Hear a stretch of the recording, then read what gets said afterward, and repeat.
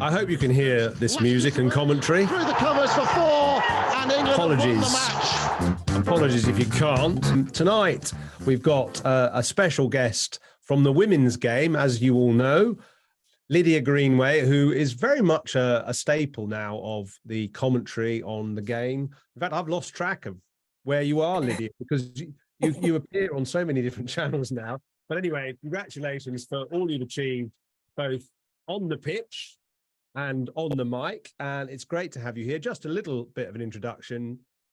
You played 14 tests for England, 125 ODIs. I didn't realize as many as that. 126, actually. I did you out of one there. And 85 T20s. And of course, you won the World Cup, both the 50 over and the 20 over version. And 4 times you won the Ashes. You set up cricketforgirls.com, which is a big website helping girls and women get acquainted with the game or learning the game. And, you know, another round of applause because you've just produced a book, I know, and it's called Women and Girls, How We Can Grow the Game Together. So very exciting. I mean, your output is incredible. So tell us about your book to start with, because that's the sort of hot off the press. What's the aim there? What's the kind of key to the content? Yeah, thanks, Simon. And yeah, well, firstly, thanks for having me on, and hello to everyone. But yeah, I mean, the book, well, first of all, it came about, as most things did, in lockdown, I think, when people had plenty of time on their hands. So I'd always wanted to do something about the women and girls game. I knew I didn't want to do any sort of autobiography because it's not overly interesting, but I knew I wanted to focus on being able to deliver something that would help the female cricket community. So the book itself is really a practical guide, really. So for parents who might have a daughter playing the game if they're new to the game, or even if they've been playing for a while, for coaches who are at cricket clubs or at schools, so where teachers are maybe delivering a cricket programme for the first time to their girls. We talk about how to set up a good girls cricket programme in clubs and in schools. We also talk about just the stuff that people don't often think about, you know, the cricket equipment for females. Actually, what do they need to get? Because it is slightly different. And we have some amazing people contribute to the book. You know, we have people like Ebony, Shagua, lots of current and past players. So it's a collective effort, really. So yeah, we're really pleased that it's finally out. Good. Well, no, congratulations. Simon, of course, I forgot to mention Simon's here as well. He's here for the first time in this new year. And I know you and Simon have been working together on the Big Bash, etc. But now you're in South Africa. Doing what? Yes, so in South Africa, arrived here, well, 3 days ago now. So I'm in Pretoria. It's the first ever Women's Under-19 World Cup, which starts in a few days. So my initial role is my title is an ICC mentor. So I've been assigned to England and Ireland. So my role at the moment is just to chat to the players, chat to the coaching staff, because for a lot of them it's all pretty new. And then that role will then change, and I'll go and commentate on the games, which I really can't wait for. I think it's going to be a fascinating tournament just to see where all the different teams are at. I mean, so it's your poacher turned gamekeeper, really, because you're sort of, you know, mentoring the players, and then you're going to commentate on them, and then you're going to have to go and meet them again afterwards, and they're going to say, why did you say that about me? They're going to get quickly acquainted with players who are commentators as well. So yeah, I mean, that sounds really interesting and busy, actually. And I watched the promotional video for the Under-19 World Cup, and they sound really savvy, some of them already, actually. Yeah, it's amazing. Some of the stories from some of the teams are just, I think I think in England, we're often so immersed in the game that we forget how hard it is to get to where we are in England and more established nations. And I guess a really good example is Rwanda, who their team have qualified. They're the only national cricket team from Rwanda to qualify for a global cricket event. They had to beat other African nations in the sort of qualifiers which took place earlier in the year. And you see these girls and you talk to them, and their stories are so inspirational because they don't have the facilities, they don't have the resources of, 5 coaches, for example, that other countries are lucky enough to have. So these teams are amazing in terms of what they do on the pitch, but also how they've been able to get there as well with the support they've had from some really passionate people. Actually, Rwandan cricket has had a bit of funding from Britain, hasn't it? And the men's side, I know, has got some, quite nice pitches there. Another team I noticed involved, I think, are Indonesia, and they've actually beaten, a couple of reputable teams already in warm-up games. Yeah, I saw them play today, actually. They played England in their warm-up game. And again, what you generally see with these emerging nations is their fielding and their bowling is great, actually. It's they do themselves proud in that area. But I think the biggest thing where they need that extra development, I think, is with their batting. And that's noticeable with some of the other teams. But when you see them out there in the field, actually their skills are pretty good. The foundation that they have is good, and that will only get better as well, which I think is obviously great for the game, because we know at the moment in the women's game it's dominated by just a handful of countries at the moment, and we want to make that more. Yeah, of course. Simon, have you played cricket in Indonesia? No, I haven't. No.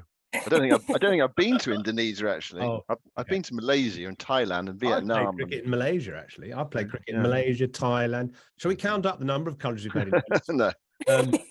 I'm interested, Lydia, talking about the Rwandan stories. You said some amazing stories. Could you give us a flavour of some of those, Lydia? Yeah, definitely. So one of the players I've worked with before, so her name's Henriette Ishwimi, pronunciation is hopefully about right, but she, the first time I saw her, she was taking part in a competition called Fair Break, which was out in Dubai last year. And she was a player who was picked from the Rwandan team to come over and play in the competition. The competition itself was made up of associate members, really, and some big name players. And the best memory I had from her was her very first over in that competition. She nicked off an international Australian player, Nicola Carey.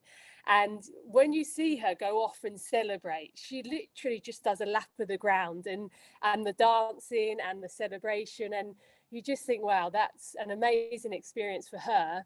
And then what I read when I was reading the player questionnaires from the other Rwandan players was they said, what other teams do you follow? And it was actually the team that Henrietta played in, because they were all following her progress. So she's then gone back to Rwanda and her teammates, and she's gone and inspired her whole team to, to get to the level and the experience that she'd had. So, yeah, I mean, you see the teams as well, and they have all these dances. They're constantly singing and enjoying the game. And I guess going back to what I mentioned earlier, I think sometimes it's easy to forget how lucky some of us are with how developed the game is. So, what's the history of the Under-19 Women's World Cup? I mean, how many of them have there been? So this is the very first one. Right. There haven't been any. So the setup is there's 16 teams. 11 of those teams got automatic entry because they were the full members from the ICC. And then the other 5 countries were the winners in their regions. So from the 5 other regions, obviously that are linked to the ICC. So each of those teams had to go through the qualifying process. So Ireland, for example, beat the Netherlands in their qualifying rounds, and others had to go through actually a more robust qualifiers. Rwanda actually is a really good example. They had 3 other teams who they had to beat. So that's the setup. There's 4 groups. The top 3 from each group then go into the Super Sixes. So 2 groups of 6, and then the top 2 from that group then go into the semi-finals and the finals. So it's I think it's good because it gives everyone a chance to qualify. It's not just the top two, it's actually the top three, which I think is quite nice. Yeah, and is this something that the ICC have said we must do because we need equivalence? There's a men's under-19 World Cup, so therefore there needs to be a women's one, or has the women's game been lobbying for an under-19 World Cup because it's important for the development of younger players to play and have that sort of competition? I think it's a bit of both, to be honest. I think, as we know, the game is, it's moving more towards equality, which, is the way that the majority of people would like to see it go towards. But I think there's also an element, I can't speak for the ICC, but I do think there is an element that you have the top 3 or 4 nations in the world who are dominating the game. Australia, they're probably 5 years ahead than everyone else. Then you have obviously England, India and New Zealand. So I think the under-19 competition will just allow the talented players in other countries who don't get opportunity to play against better quality opposition. And you never know, hopefully their cricketing boards will then sit up and think, oh, actually, let's make our domestic structure a bit better, for example. So yeah, you'd hope that this first under-19 World Cup will have a positive effect on I guess everything underneath it, from domestic to how their pathways may be structured as well. Do you know, are there more under-19 Women's World Cups planned? Is it going to be a regular thing every 2-4 years, or is it like play it, see how it goes? My understanding, it will be a regular fixture now. Yeah, I'm pretty sure it will be. I can't say for definite if it's every 2 or 4 years, but my guess would be it will be in line with what the men do, which is obviously fantastic. There'll be an under-13 World Cup before you know it. I'll tell you, it's going to get younger and younger. So just touching on what you said about Australia there. We've all seen how good Australia are in the women's game.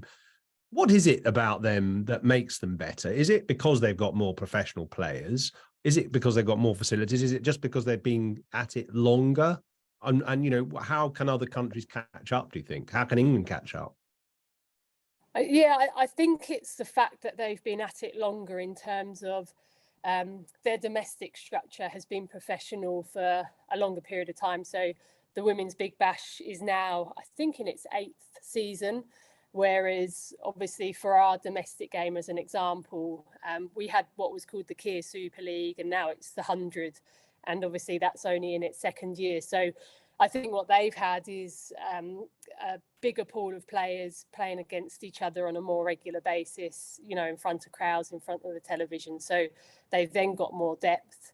In terms of the professionalism, it was a bit like cat and mouse, actually, with England and Australia, because I think England went first, and in 2014, they said, right, you're all going professional. Then Australia said, okay, the Aussies are going professional, and made the contracts more in terms of, financial. And they just kept going to the point where eventually Australia broke away and they invested a huge amount. And now we obviously see how dominant they are. I think, well, later this month, they'll be playing in the Senior Women's World Cup T20. And I think they'll be looking for their 3rd title in a row on that. And they've probably got a good chance of doing it again as well. T20, I suppose, evens it up a bit more, doesn't it? It gives other people a chance, as we saw with the men's competition. And just one quick question about your history. Obviously, you started playing way before professionalism. So, what were the kind of issues that you had to overcome to get to the level you did? I think there were. It's funny because I think when you're young, you don't look at them as challenges and issues. I think you just are very accepting of the situation that you were in. So my dad played cricket at our local cricket club. So by default, our weekends were spent up at the cricket club. I've got a younger brother and an older sister. And we would just watch him play, practicing the nets. And then the only offering of cricket at that time was to play in the boys' teams. So from under 11 to under 17, all my cricket predominantly was boys cricket. I played men's cricket as well, like Sunday twos. And I look back on that now and actually think, oh, wow, how supportive the men were that I played with, especially sort of around the 90s, really, 90s into the early 2000s.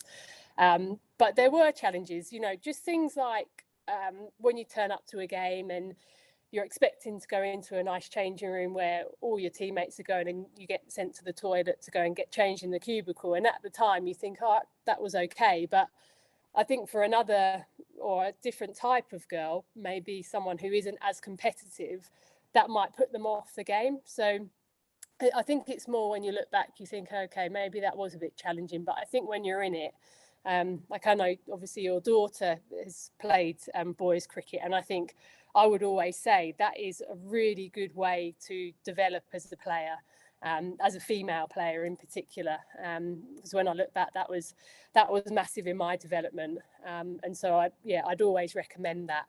And then eventually we set up our own women's team at Hayes, which is a club in Kent, and we went from there. We were absolutely shocking in our first couple of years, but we enjoyed it. So that's the main thing. I'm just touching on, you know, what you had to deal with compared to now. You've written this book with obviously contributions from lots of other people. What are the main hurdles, barriers to entry for girls now, both playing girls cricket and playing with the boys as well? What are the sort of the issues which you advise ways of overcoming? Yeah, I think there's a few. I think equipment is quite a big one. So for a girl who's relatively new to the game, and for example, the girls who played when I was playing generally were introduced to the game by a male relative. So when it came to buying equipment, the dad or the brother would help because they knew exactly what needed to be bought. But what we're seeing now is young girls into the game who have got parents who don't necessarily know the game of cricket. And so when it comes to buying the equipment, they first of all don't really know what to buy. And then also they don't really know if there's any female specific stuff out there, which there is. And so that's one of the first challenges. And then I think when you look at obviously females, the clothing that is worn, I know I've spoken to people and they haven't played the game of cricket because they've had to wear cricket whites, which obviously for females at certain times that can be quite daunting. And so, yeah, just those things that people don't always think about, and making sure that at cricket clubs they have an offering of girls and boys cricket, because not all girls want to play in the boys teams, and that's fine. And then obviously facilities as well. I think making sure that facilities are even, and that the women and the girls get equal share of that, because I think when you feel undervalued in any environment, it can quite quickly put you off. So yeah, I guess there are a few examples of the challenges that people can have. Some are bigger than others, but they're obviously still there. What's the situation at the moment, then, Liz, with girls when they're starting to play cricket? Are they expected now to play in girls' teams because there are more girls' teams, and lots of clubs have them, or can they actually choose to play with boys? How does it work? Yeah, I think it varies really. I think at clubs generally now they have a girls and a boys offering. A lot of clubs that I've spoken to have been really open to the girls who are really good and maybe aren't being tested with their peers. They're really open to them going and playing in with the boys, and that's also the same in schools. Well, I have spoken to some teachers, and it's often more in private schools actually, where a young girl might be in the first 11 at a school, obviously with the boys, and some parents have sometimes flagged up the fact that they don't feel overly happy because their son is the one who's missed out. So that's obviously quite that's a difficult thing to manage, because it does sort of throw up a bit of a debate. But I think from the purely a development point of a young girl who is talented, and if you haven't got the level of cricket when she's just playing with her peers, then I think the natural thing or the best thing is to give her that opportunity. But I'd say generally now most clubs are are offering girls cricket. And I think the ECB have set themselves some targets in terms of number of clubs that they want to have that offer women and girls cricket. So they're still keen to increase that as well. How old were you when you knew you were good? You knew you could really compete well. Probably when I was in the county age groups, I think, when I started getting picked for those. And then I made my Kent senior debut when I was 14. And that was, Charlotte Edwards was my first captain there, actually. I just turned up to a training session and they picked me. But back then, the county championships was only 5 days long. So we'd all turn up to Cambridge and we play at all the university grounds, which were lovely, by the way, amazing places to play cricket.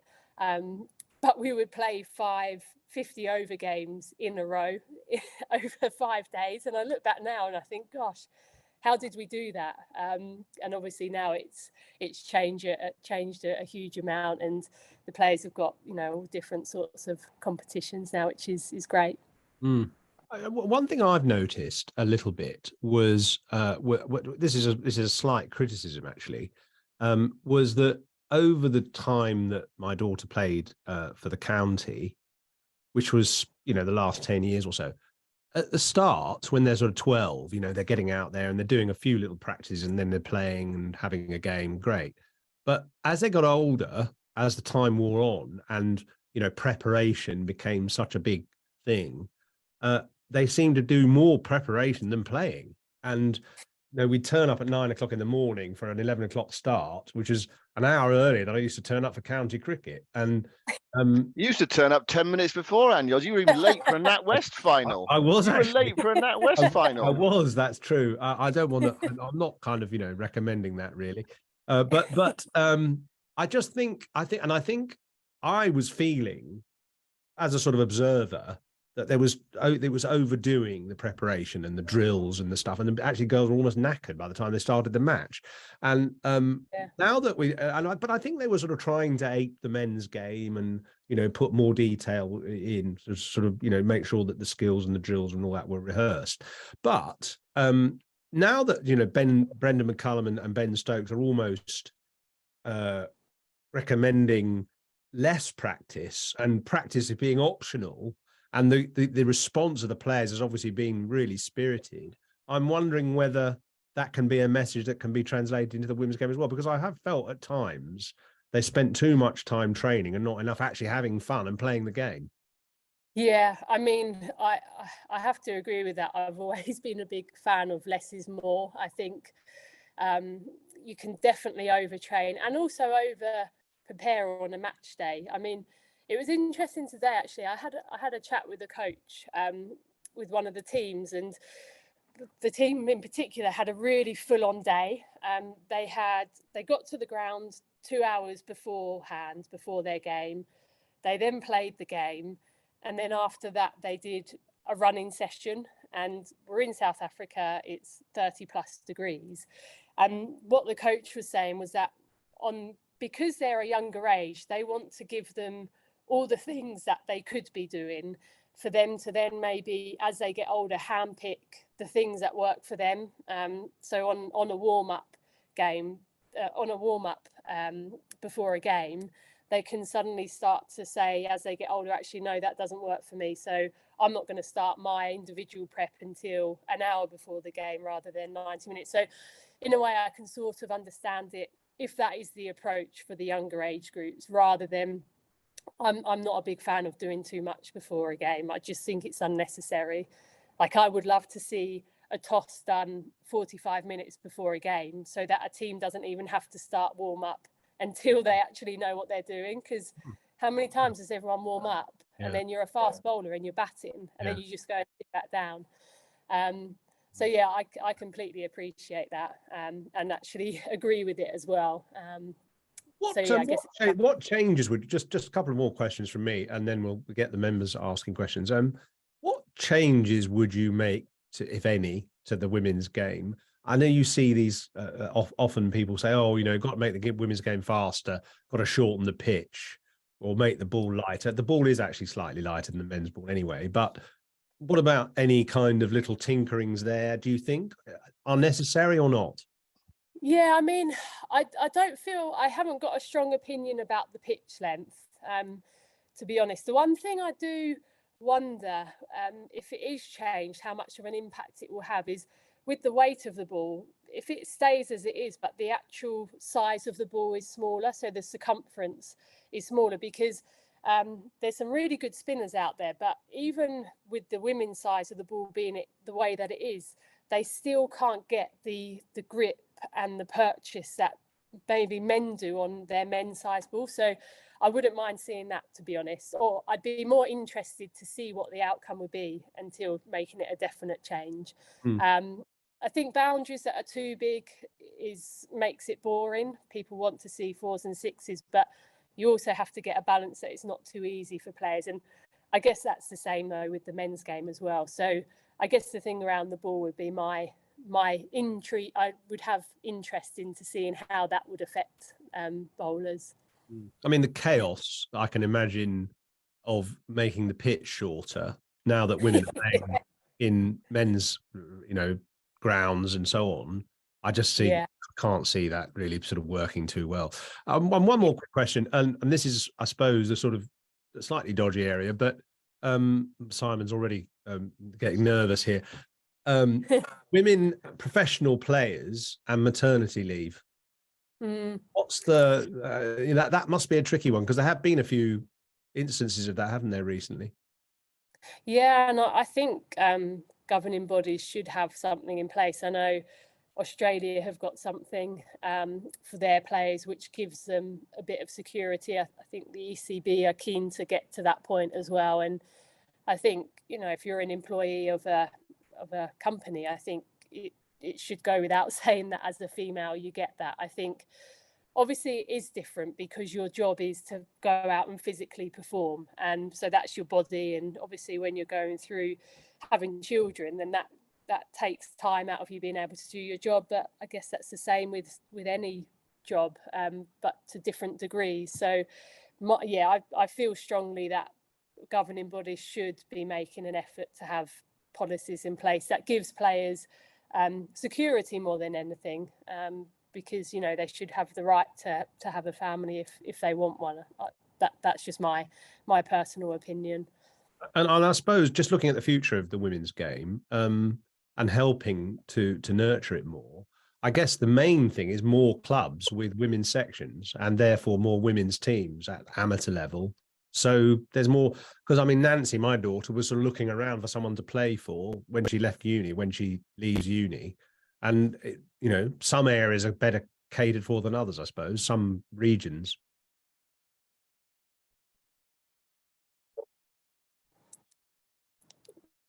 Yeah, and I think that's where it's really dependent on the people at the clubs. I think an interesting quote actually from Claire Connor when I was speaking to her about the book, and she kindly offered some information to contribute to it. And she just said, in a funny way, the programs like the All Stars and the Dynamos, even though they're national initiatives, they're much easier to set up because they can be filtered from the top down. But I think at the clubs, when it comes to women and girls, it takes a lot of motivated individuals to be there week in, week out, to deliver the programs. In terms of the role of the clubs, I think they have to be working closely with the counties, and I think that's more on the counties to drive the growth of the game and to give advice to how to build women and girls club sections. But you also don't want to get to the point where you have too many women's clubs in one area, because suddenly the competition is diluted. So yeah, and in a way that's probably similar to the men's game, I guess, although there isn't the numbers at the moment in the women's game, which makes it slightly harder. Great. Should we go to some questions then? Yeah. Yours, Lydia. Okay, right. Right. Okay. Let's Ian first, and then we've got Daniel and Nick and Paul. That's what we've got so far. So Happy New Year to you, Ian. What's your question? Simon, Happy New Year and great to be here. Sorry I couldn't make the event on Saturday. Lydia, really enjoyed the conversation so far. Bit of context, I'm a leadership coach and mentor and work quite a lot in schools, both with students and with future head teachers. Where are you seeing most of the girls coming from at the moment, between state and independent schools? And is there something that can be done to address the imbalance, wherever it is? Yeah, that's a really good question, I think. So I work a bit with the cricketer. Well, obviously Simon will know, but we've just recently done the all-girls schools top 20, and a lot of those are private schools, but maybe because they are all-girls school. But I think from my first-hand experience, it's a mixture, actually. That's my reflections. I think when I go to state schools, the ones who deliver a really good program are the ones that are driven by amazing staff. So my school, for example, I went to a state school. We had one Astro strip, a really bumpy outfield, but our teachers just made it work, and we had amazing experiences playing the game. So I think it's dependent on the staff. That was a mixed school, was it? That was a mixed school. Yeah, that was a mixed school. So they actually offered girls cricket, because there were a few of us at the time who were, showing promise. We also work quite closely with the Girls' Day School Trust, which are again private schools. But there's amazing state schools out there doing brilliant things. I guess that the challenge is, how do you identify them, the ones who are at either school, really. And again, I think it comes down to the counties. They have to be developing good relationships with state and private schools, and obviously sharing facilities as well is a big one in private schools with the local state schools as well. It is challenging. Well, thank you. And maybe we can connect up when you get back. We've just written a book ourselves about the work we do with leaders in girls' schools. So we'll hook up later. Great. Thank you. Great. Thanks, Ian. Thank you. Great. Thanks very much, Ian. And now Daniel, I think, is a new member. Hey. Welcome, Daniel. Thank you very much. Your question. To speak to everybody, especially to Lydia. Thanks for joining. Where are you based, Daniel? Northwest London. Okay. Yeah. Right. Are you a member of a club or? Yeah, I have been. I've selected county twos over the years and played a hell of a lot of cricket over the years. But I had twins at the age of about 28, which kind of put paid to that. Girls, interestingly, that unfortunately, didn't really get the cricket bug. So, but my life may have been a bit different if I'd had boys. And obviously, the game was in a much different place from a women's perspective now than it is then. So it's a bit of a regret for me. But as I say, pleasure to especially speak to Lydia, and I just wanted to thank her for her contribution to English cricket.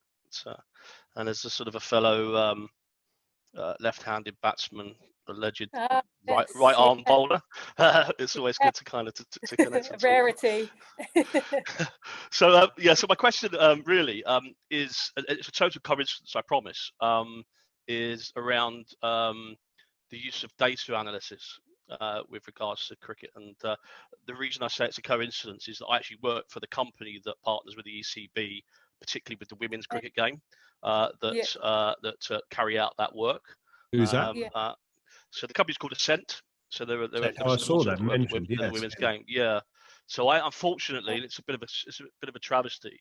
I'm still working on it. I tend to work most of my time with boring financial services businesses, so it's definitely an ambition of mine to kind of get a bit more materially involved. But my question really was about, and please, you mentioned earlier on around sort of maybe less is more, and around sort of over preparing. I'm just wondering whether or not, with the massive commitment, obviously, that the ECB, particularly the women, and I think there's a common misconception, as I understand from colleagues, that the women seem to be more invested in data analysis and the use of it, certainly on the one-to-one basis with players, than the men's game, which I was a bit surprised about. But my question to you really was that, I guess, were you materially involved in that? But I guess generally, was it a positive or a negative thing, and did the players see it as a bit of a a bit of a chore, or you know, are they really invested in it? I know you can obviously answer honestly, because Yeah, I'm not materially involved personally, but I'd just be yeah. generally interested. Yeah, so when you say data, do you mean from a cricket specific point of view when you get presented information on players? Exactly that, yeah, exactly that. So typically what would happen is we would kind of partner with individual players, and obviously look at their performance, their analysis, and all of the above, really. Yeah, And I just yeah, wondered, you know, I kind of come from the old school and being in quite a few kind of county second team dressing rooms over the years, and the cynicism that kind of coming out with such things. And obviously now I do that for a living, albeit with a different thing. But you know, our business, as I say, has two things. It's happened. It's been a massive eye opener for women within tech. And the support that the sort of we kind of give it, sort of sounds like a commercial, but it really isn't. You know, as a sort of a player myself, I'm thinking, is that just a box you have to tick, or are the players, generally speaking, bought into it and can see the benefits of it? I think it's really individual, to be honest.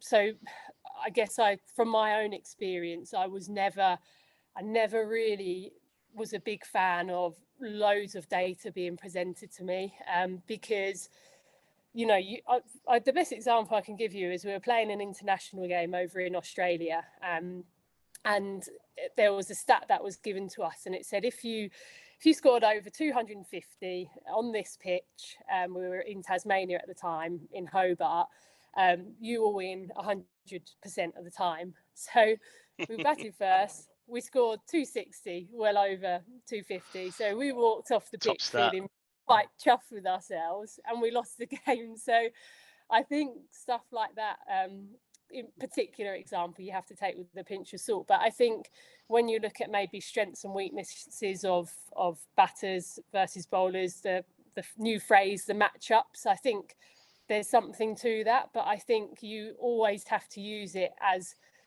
just one part of a decision being made, not solely, you know, making a decision on that. And I think it's for the players to maybe sort after it themselves, rather than, I don't like it when, again, just my personal opinion, when stuff is put on you and said, you have to do this, you must do this. I think it's, especially at international level, you know, the players know exactly what works for them. So I definitely think there's a place for it, but there has to be used flexibly, and also, you know, it differs from player to player as well. Makes sense. And just finally, just on that that point I made earlier on about being a lefty but righty, really, did you just pick up the bat and end up batting left-handed like I did, or because I literally could almost like bat like a backhand in tennis? My left hand's totally useless, and I heard these theories about eye dominance and all these sorts of things. But did you just pick up that way and feel better? No, well, it's quite funny actually, because my brother's exactly the same, and the reason why we're like that is because in our garden, we had a wall with a flower pot on, which was the wicket, but on one side of the garden was a fence, and on the other side was bushes. So Dad made us bat left-handed so that he would get us playing strong offside shots to the fence, so we wouldn't keep losing the balls. But so that's the reason we were left-handed. Okay, thanks so much. Appreciate it. Thanks for Daniel. taking the time. Cheers. Daniel, thanks very much for your question. And I suppose the ultimate kind of response is that there's almost, a few years' time, there's not going to be anything left-handed or right-handed anymore. Everyone's going to be the same, aren't they? They're just going to bat both ways. So you're almost kind of removing that thing. Actually, it is interesting, though, isn't it, that a lot of left-handed batsmen are right-handed batters. And, almost because that right arm is dominant and that helps your batting, even though you're left-handed. That's quite common, isn't it? Yeah, it's interesting. But the more I look at modern batting techniques now, the one example I can think of is Alice Capsey, and she doesn't actually use her top hand that much. If you look at her technique, a lot of the time she's playing with a 45-degree angled bat, and a lot of that comes from her bottom hand. And I just wonder if that, high elbow, strong top hand might, not become as prominent as what it used to be. I don't know. I think you're right. And actually, I think that's more common in the girls' game. I've seen a lot more girls play like a sort of chopping kind of shot and a pull and a cut. They're better at the pull and the cut than they are at the drive, which is a perfect, but often because the bowlings are fairly slow, so they play, back foot shots and stuff. Anyway, we could talk for hours about technique. We'll move on. Who have we got next, Simon? Yeah, we've got Nick. I mean, just on that, I mean, Joe Root, of course, batted left-handed in a Test match in Pakistan. I mean, that was, I mean, it was remarkable to see it. Well, in one sense, it was, but perhaps as you say, yours in the modern game, it might not become so remarkable. Right, Nick, what's your question? Hello, Nick. Thank you, Simon, and welcome, Lydia. Thank you. So yeah, I was actually going to originally ask about the question you've answered really well about boys and girls playing together, but you've gone into a lot of detail on that. So that's not what my question's about, but I thought I'd just make an observation, which I wrote, because I work in football in an academy at Reading. And in the women's game, where obviously probably professionalism in football maybe has been around for a few more years longer, when girls get to academy level football, the women's FA stops them playing with boys. So the whole girls team sometimes will play a match against all boys teams. But what the Football Association don't want is the elite girls leaving the girls game to play in the boys game, because then it weakens the girls game. And in fact, at Reading, we had a situation about 4 or 5 years ago. We had a girl called Fran Kirby, who now plays for Chelsea in England. Yeah. She was in our women's team. She was better than our male strikers. We tried to register her to play in the Championship, and the Women's FA blocked it because they didn't want to weaken the women's game by having her playing men's football. Anyway, that's not what my question was all about. My question was following up on something you mentioned earlier on, which might be a dumb question, but I thought I'd ask you anyway. You mentioned before, in terms of equipment, there are some equipment that women should have that are kind of female specific, and some where they can't. So I'm just interested as to what equipment should women have which is female specific. Yeah, it's a good question, and it's really recently that some companies, cricket manufacturers, have developed female specific ranges. So the changes that you would see generally are the straps on the pads aren't as long. So which actually, when you think about it, it's like, oh, that isn't much of a change, but it can have a big impact. Because I remember when you have the overhanging straps, if you don't sort of fold them back in so they're not overhanging, the ball can clip that strap and go through to the wicket keeper. The bowlers can appeal, and suddenly the umpires think you've got an edge on it. So it can have a direct impact onto how you do. And not the same is, but still the idea is that it's a better fit is the glove strap. So they're just not as long, so they fit better. They're smaller as well, so to fit the female hand. And then specifically with the bats, some bats have narrower handles. So obviously, again, with the smaller hands, so they can control the bat more. And then I suppose the most obvious one is they're lighter. So Kookaburra have brought out a bat which has a long handle, but the blade of the bat is much shorter. So that's allowed them to get it down to 2.6 rather than 2.7, which used to be the lightest bat you could get for a short handle. So yeah, lots of changes. I mean, one question we get asked a lot is, do women wear boxes? And I can only think of 2 people who I played with who wore the equivalent of a box for a female. But interestingly, I run an online store, and we offer female equipment. We actually sell quite a lot of them, and I think that's more from parents who are just trying to get all the protection just to make sure that their daughter's covered. But yeah, they're the main things. And then I think the next good step would be to have a shoe which is actually suited to the female foot. As an example, when I played, I ruptured both my ankle ligaments because my shoes just weren't tight enough. I had too much wiggle room, even though I had the right size. They were made for a male foot. So yeah, there's lots being done, but obviously a couple of other things can be done as well. And yeah, I'm sure we'll get there in time. Thank you. It's fascinating. Are there enough shock absorbing type boots for girls? Because I mean, now there are someone like Lauren Bell, who's quite big, tall girl, bowls reasonable pace. She's going to put quite a lot of venom through her feet. And are there boots that are decent for girls? Yeah, I mean, I was never a fast bowler, but I think that there's some, I don't know if we can say brands on here. Can we say brands on this podcast? Yeah. Yeah. Other brands are available, of course. Yeah. Asics used to be a favourite, I think, for a lot of females, just because a lot of players used to just buy the trainers and get those spiked up. But I'm trying to think as well, someone like Catherine Brunt would have had a specific bowling shoe as well. But there's none that are female specific at the moment. But I think that would be helpful to the players. Yep. Great. Okay, we've got one final question, and then we'll think about letting Lydia go. But I just very quickly want to ask Lydia about her sort of TV work and broadcasting work. You seem to have so many hats, Lydia, actually. We'll come to that in a moment. You're online clothes selling as well, which is a revelation. Okay, Paul Williams is our final questioner tonight. Evening, Lydia. Hi, Paul. Good to have you here.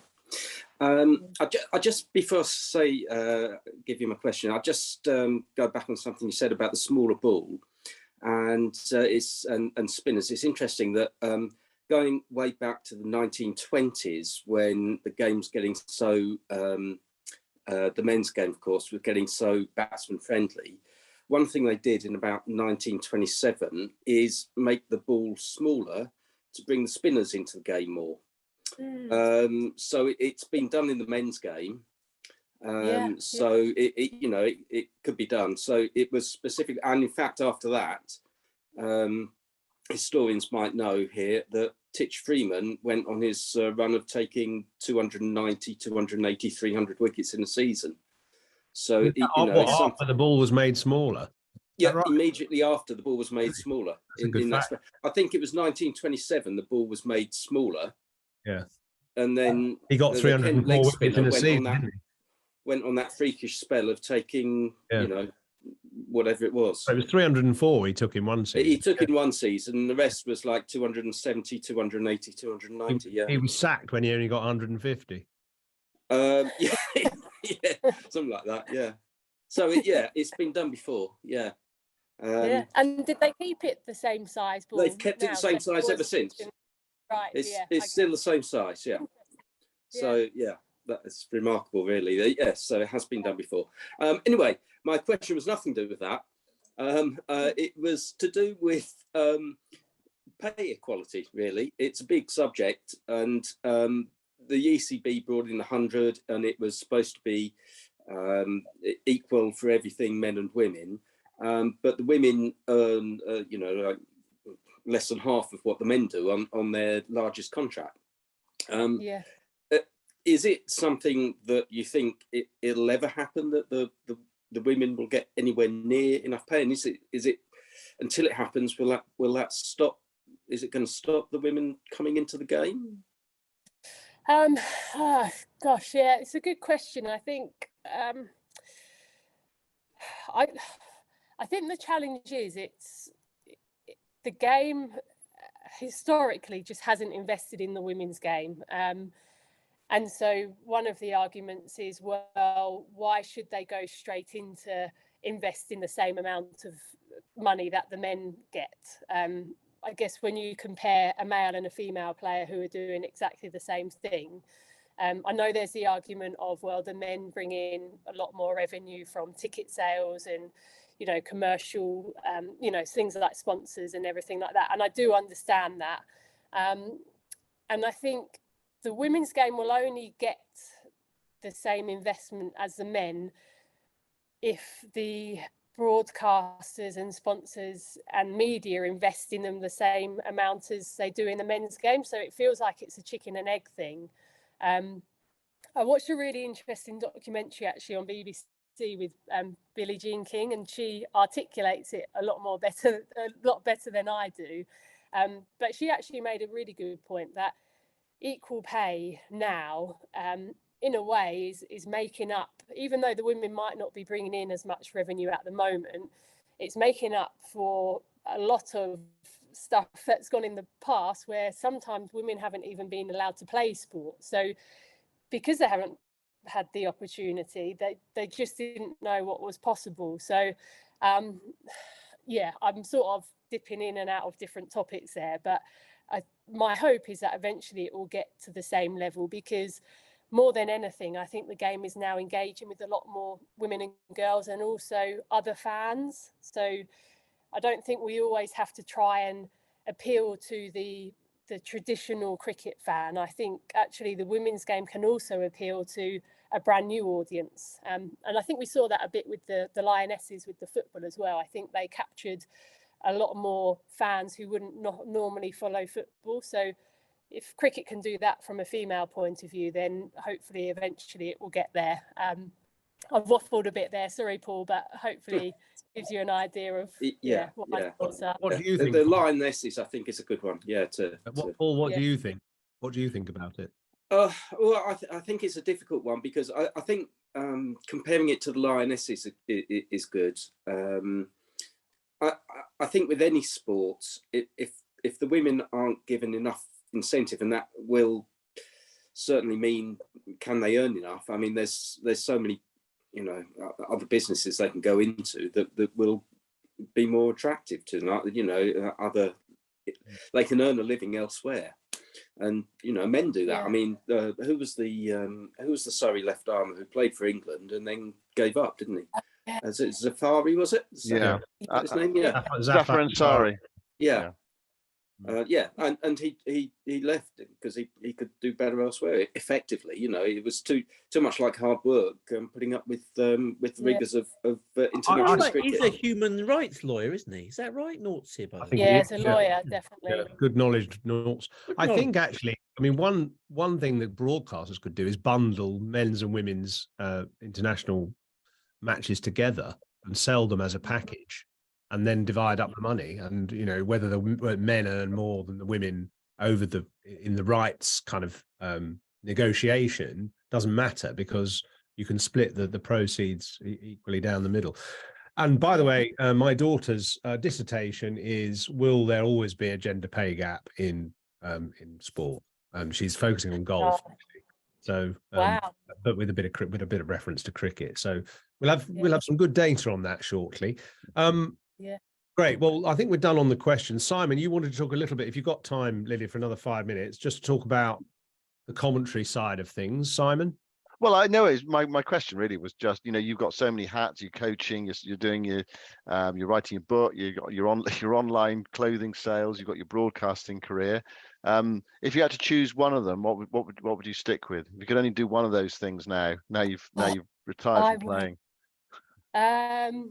I'd have to say the broadcasting. I'm not just saying that because we work together, but I love it. I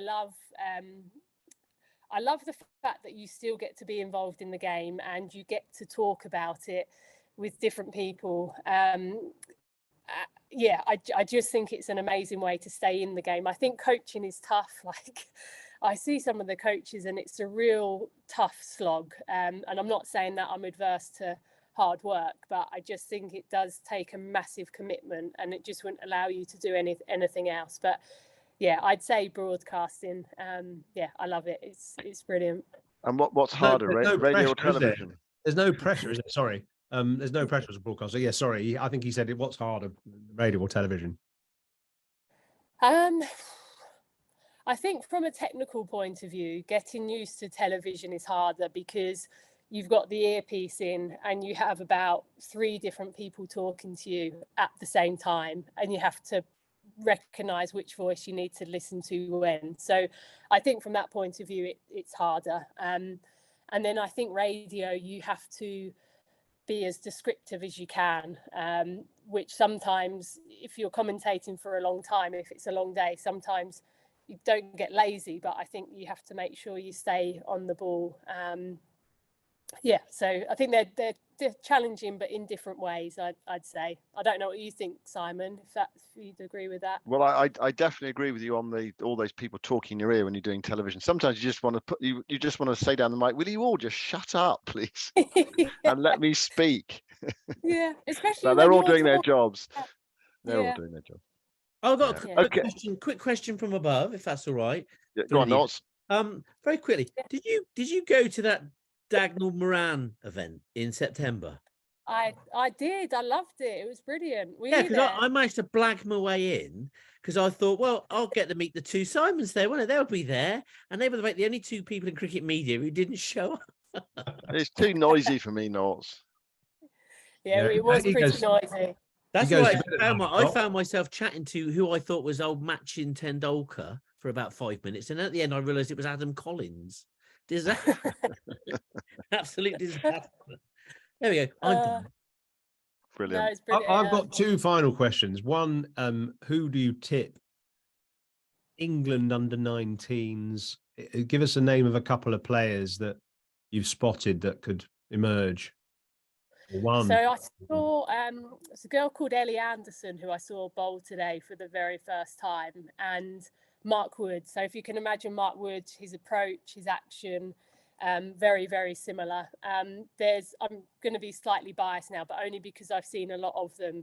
There's a few very good Kent girls in there. So Grace Scrivens is the captain of the team, and she scored a 50 today. She's a very talented young player, and there's a couple in there as well, others in there as well. But you asked for two names, so I'll keep it there. And just finally, what can we do as men? What more can we do as men to help the women's game? Give us one thing that we could do. I mean, other than obviously talk it up, and also talk it down when they get it wrong. I guess be honest, I suppose. But what else could we do to help the cause? If I'm honest, that's the main thing that you can do, because the power that it brings when there's a male talking about the women's game is so much more powerful than us trying to promote ourselves. Like I know someone like Owen Morgan, if he ever does a tweet about the women's game, and he wouldn't do it if he's asked to do it, he will only do it if he wants to do it. And that is so much more powerful, not just from a support point of view, but also from getting other people listening and actually taking notice. So yeah, to be honest, that really is the main thing I can think of. I mean, the only other thing, and this is taking it to the extreme, is if from the point of view of equality in pay, if the men said, no, the women can have X percentage of ours, and I doubt that will happen. But I mean, that would be an unbelievable gesture if it did, but they have to believe in it themselves. So, but yeah, the support thing I think is the biggest one, definitely. Okay, cool. Norts, can you let me share my screen? You're blocking me. No, I would have to disagree with you there. I would have to disagree with you because you are a co-host. So it's not letting me share my screen. Oh well, never mind. Doesn't matter. Right, it's all right. I was going to post a silly picture, but there you go. There you go. I've kind of manually overridden it. It's not a particularly interesting picture, but that is my current kind of favorite picture. This is my daughter opening the batting with my son, and they did it first against MCC actually, when he was 16 and she was 18, and I just love it. I love to see that. I like to see mixed cricket. I think it's great, and I wish we could do it more. What ground was it at, Simon? Ealing Cricket Club. That's my old club. Yeah. Trying to work. Yeah. It's and it's annoying because at the moment she only plays one game a year and gets 40 without even breaking sweat. It's really irritating. So she's still good then. She's still got it. She's still, honestly, she's ridiculously good. But there we are. I can't. But she's actually really loving football at the moment. And when someone mentioned the Lionesses there, it's been inspiring. So hopefully it'll make some girls take up cricket as well as football. Just see the opportunities you get to play women's sport, really. So yeah, definitely. Anyway, listen, guys, yeah. We need to let Lydia go because she's got some clothes to sell. She's got some TV commentary prep to do. She's got some mentoring to prepare for, and probably a book sequel to write. Yeah, a book signing to go to. Thank you very much for having me, guys. Nice to chat to you all. Good luck. Thank you very much. All the best, Lydia. See you soon. Take care. Cheers. See you later.